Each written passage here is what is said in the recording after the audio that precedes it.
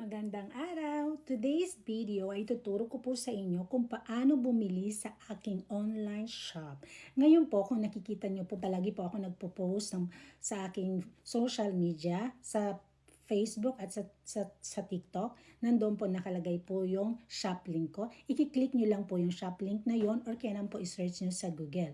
And then after that po, pag na-click nyo na po yun, lalabas po doon yung location. Pili muna po kayo ng location kung saan po kayo or yung mga kapamilya nyo sa ibang bansa na papadala nyo sa Pilipinas, hanapin nyo po yung location nila. So, halimbawa po, Cavite City, Cavite. Pindutin nyo po yun. And then after that, dadalhin na po kayo sa online shop ko. Nandoon po lalabas po doon, hello, welcome. Nakalagay po, Jean Lopez 07 by Jean T. Akin po yun.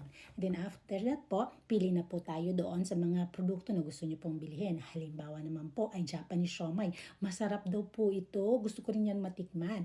And then after that po, pwede rin naman po kayong pumili ulit. Halimbawa, asado siopaw naman po. Meron din pong spicy. Marami na po. Pili po kayo. I-add to cart nyo po yun. Pwede naman po din sa Noodle House at pwede rin po sa Potato King at Boy Bondat. Marami pong produkto. Pili po kayo. And then after nyo na pong ma-add to cart yun, makikita nyo po yung push cart sa may taas. Doon, i-click nyo po yun. Pag na-click nyo yun, proceed for checkout na po. Ngayon, makikita nyo doon yung subtotal amount po ng inyong produkto na napili. And then after that po, titingnan nyo po yun. Lalagay din po kayo doon ng email address nyo at telephone number.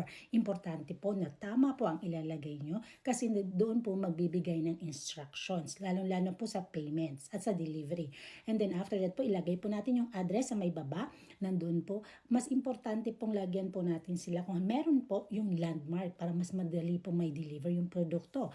Ganun din po yun. Then after that po, proceed for shipping. Kung tama po lahat, proceed for shipping na po tayo.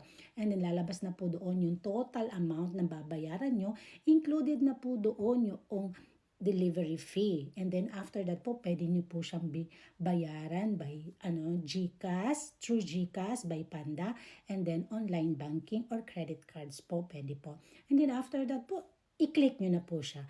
And then tapos na po, magbibigay po sila ng instructions sa payment nyo, and then marireceive nyo na po yung produkto by 2 to 3 days or something like that po. Sana po ma-enjoy nyo po ang produkto ng Siomai King kasi masarap po. At very convenient na po sila. I-enjoy nyo na po sila sa loob mismo ng inyong bahay. Maraming salamat. God bless. Ingat po.